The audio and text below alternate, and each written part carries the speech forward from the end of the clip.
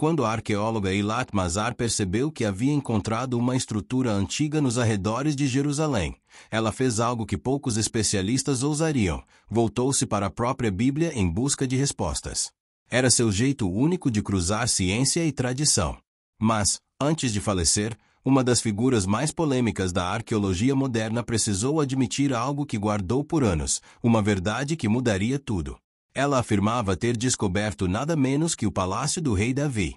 Uma revelação capaz de abalar o mundo acadêmico, ao mesmo tempo, dar novo fôlego às antigas escrituras. Mas a história não parava ali. O real impacto veio quando ela decidiu contar o que encontrou sob aquele possível palácio.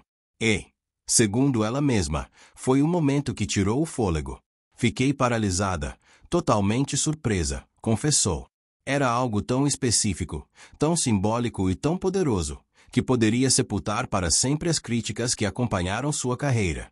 Aquilo não era só uma construção antiga. Era um fragmento de um legado que, por motivos pouco claros, forças influentes pareciam querer manter escondido nas sombras do passado. Sua revelação final virou o jogo, para sempre. Com a Bíblia em uma mão e a pá na outra, Eilat Mazar nunca foi apenas uma arqueóloga comum. Era uma mulher movida por uma convicção controversa e por uma história de família que a empurrava para o centro das maiores disputas arqueológicas do planeta. Afinal, ela crescerá vendo seu avô, Benjamin Mazar, um verdadeiro titã da arqueologia israelense, mudar capítulos inteiros dos livros de história com suas descobertas. Ele não apenas encontrou ruínas, ele redefiniu narrativas, desenterrou cidades esquecidas e marcou para sempre o estudo do passado. E antes de seguirmos para o que Mazar realmente revelou, e por que isso ainda provoca debates acalorados, inscreva-se no canal. Assim você não perde as próximas histórias que vão mexer com a sua curiosidade e revelar segredos que o tempo tentou esconder. Prepare-se. O que vem agora promete surpreender até quem acha que já conhece tudo sobre Jerusalém. Com um legado como aquele, parecia quase inevitável que eu acabasse seguindo seus passos. Mas existe uma verdade silenciosa que ninguém te conta no início dessa jornada. No mundo sério da arqueologia científica, esse universo cheio de pincéis, poeira e paciência quase infinita, a Bíblia raramente era vista como um livro de fatos.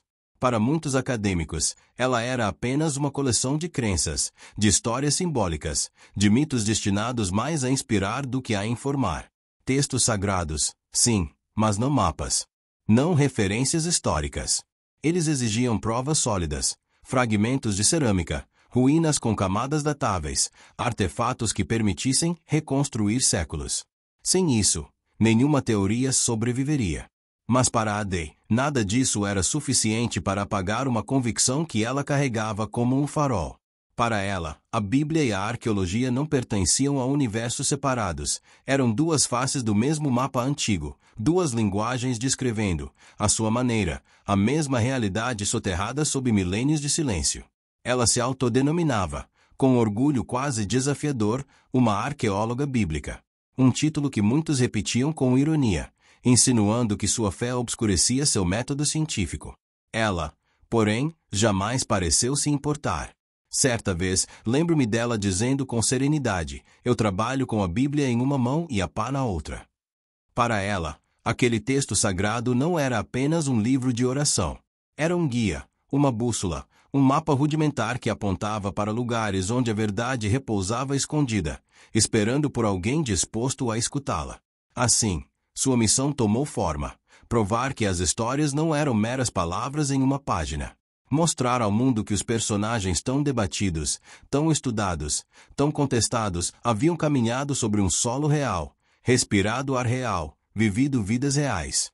E entre todos esses personagens lendários, havia um nome que brilhava mais forte para ela: o rei Davi. Ela não queria apenas encontrar objetos de sua época. Não buscava apenas fragmentos ou indícios. Ela estava atrás do maior prêmio arqueológico de todos, o palácio do rei que governara um dos períodos mais importantes de Israel.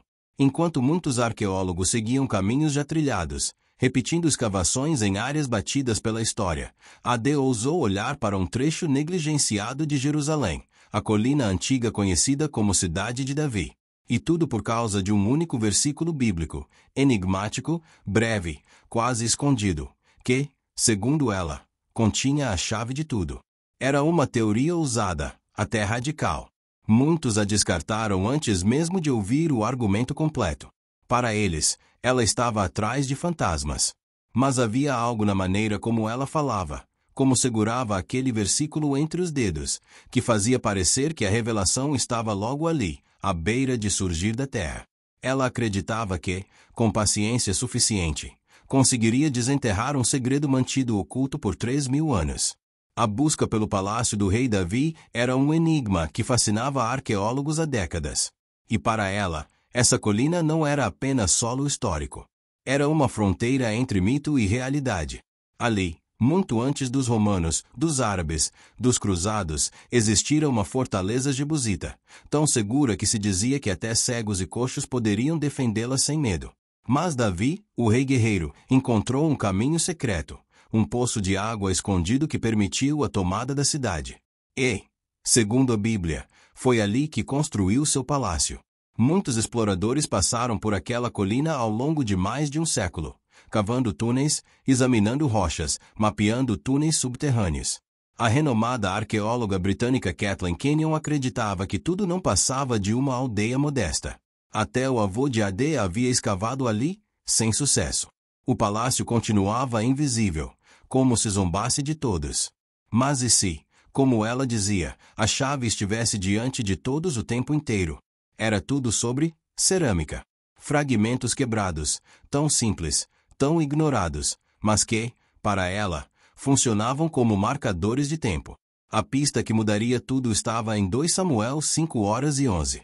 O rei Hirão de Tiro enviou carpinteiros, pedreiros e mestres artesãos para construir uma casa para Davi. A maioria lia isso como uma nota lateral, mas para ela, aquilo brilhava como um farol. O palácio não fora obra de trabalhadores locais. Não era a casa simples de um chefe tribal. Era uma construção digna de um rei poderoso, auxiliado por artesãos estrangeiros, especialistas de renome. Se era realmente um edifício tão grandioso, onde estaria? Sua resposta era quase óbvia demais, no ponto mais alto e mais defensável da antiga cidade. E nesse ponto havia uma estrutura gigantesca, conhecida como estrutura de degraus, um conjunto de terraços monumentais, como degraus colossais talhados na encosta, cobrindo uma área imensa e atingindo a altura de um prédio de 12 andares. Por anos, ninguém soube dizer o que era. Ade, porém, acreditava que aquele era o Milo, uma estrutura mencionada na Bíblia, reforçada por Davi e Salomão. Se ela estivesse certa, o palácio deveria estar exatamente acima dela. Em 2005, finalmente recebeu autorização para escavar. A cada camada removida, algo surpreendente emergia. Primeiro, revelaram-se paredes maciças, enormes, grossas, feitas de blocos de pedra que pesavam toneladas. Era claro que não se tratava de uma casa comum. Conforme escavavam mais fundo, encontraram um tesouro arqueológico ainda mais valioso: cerâmica. Para um arqueólogo, a cerâmica é mais reveladora que ouro. Cada estilo pertence a uma época, e os fragmentos logo abaixo das paredes eram, do século X a.C., exatamente o período atribuído ao reinado de Davi. Era a combinação perfeita. O local certo, a construção certa, a data certa. O anúncio ao mundo foi como um terremoto. Ela acreditava ter encontrado o palácio de Davi. Mas os críticos não se calaram. Eles exigiam algo incontestável. E então, veio a descoberta inesperada.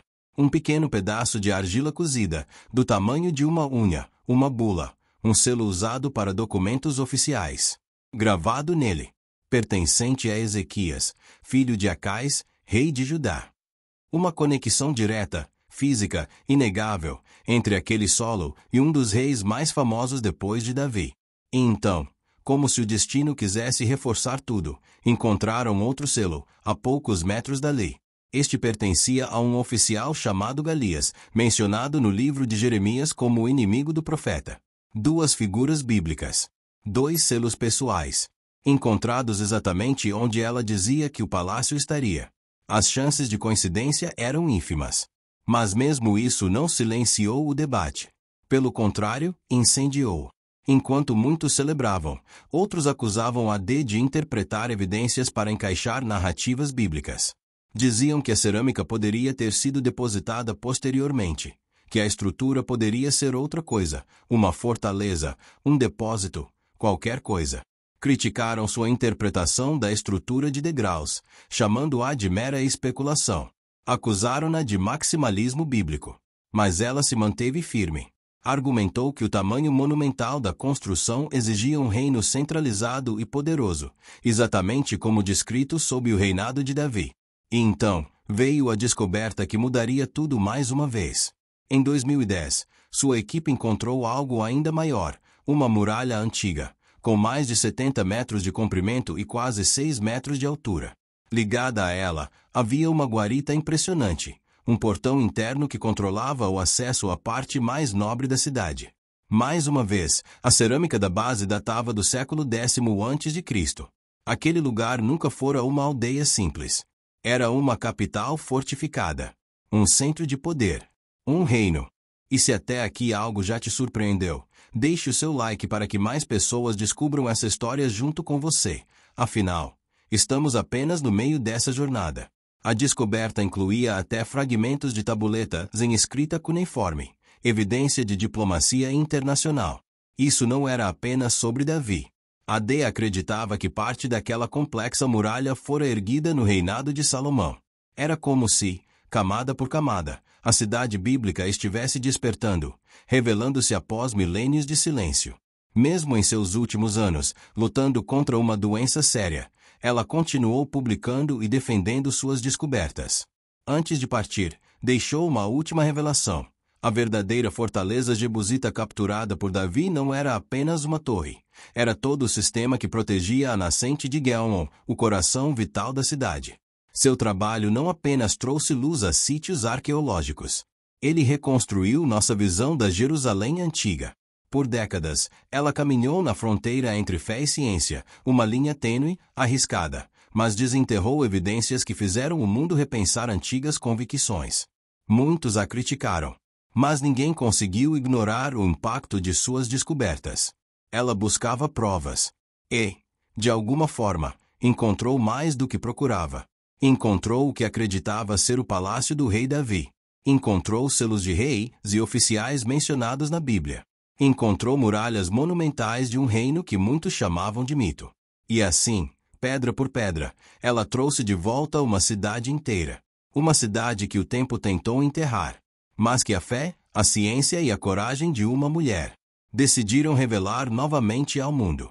Cada pedra que Ilet Maer retirava da terra parecia carregar um sussurro, um pequeno desafio lançado diretamente ao mundo acadêmico. Era como se cada fragmento encontrado dissesse: reveja, reconsidere, reescreva. Ela caminhava entre camadas de história com a precisão de quem entende que o passado não está morto, apenas silencioso. E, em 2021, quando sua vida chegou ao fim, deixou para trás não apenas escavações, mas um legado gravado profundamente sob a poeira de Jerusalém. Um legado que ainda pulsa. Independentemente de as pessoas acreditarem ou não que Maer tenha comprovado a veracidade da Bíblia, ninguém pode negar algo muito maior. Ela tornou a história palpável, concreta, tocável. Fez com que ruínas deixassem de ser apenas pedras velhas para se transformarem em testemunhos de vidas que moldaram crenças, guerras, reinos e identidades. Suas descobertas obrigaram estudiosos, crentes e céticos a voltarem o olhar, não apenas para os restos de uma cidade antiga, mas para a própria ideia de verdade. O que é verdade quando o passado insiste em falar, mas nunca responde completamente? E é aí que o legado de Maer se torna ainda mais fascinante. Porque a verdade dela ficou gravada nas pedras que trouxe de volta à luz. Cada artefato encontrado, cada fundação desenterrada, cada inscrição revelada não dizia apenas o que existiu, mas o que ainda precisamos entender. As perguntas que ela deixou ecoam até hoje, tão vivas quanto quando foram formuladas. Mazar realmente encontrou o palácio do rei Davi? Ou aquilo não passava de uma fortaleza erguida por outro governante, cujos feitos se perderam no tempo? As evidências estão diante de nós. Complexas, ambíguas, poderosas. E talvez seja essa a grande beleza do trabalho dela, Maier não entregou respostas prontas. Ela entregou caminhos, aberturas, possibilidades. Mostrou que o passado raramente confirma tudo, mas quase sempre desafia. E agora, com tantas pistas espalhadas como peças de um quebra-cabeça milenar, cabe a nós decidir como encaixá-las. Mas a história não termina aqui, e Maier certamente não gostaria que terminasse. Porque cada descoberta dela acende novas perguntas, e cada pergunta abre outra porta. Se isso despertou sua curiosidade, se te fez repensar o que sabe sobre Jerusalém, Bíblia ou arqueologia, então você vai se surpreender ainda mais com o próximo vídeo do canal. Lá, aprofundamos outras descobertas que se conectam diretamente a esse mistério e ampliam ainda mais o que está em jogo. Antes de decidir no que acreditar, permita-se ver a próxima peça desse enigma milenar. Porque, às vezes, a resposta que procuramos não está na pedra que já foi encontrada, mas na próxima que está prestes a ser desenterrada. E se este capítulo mexeu com você, saiba que o próximo já está te esperando.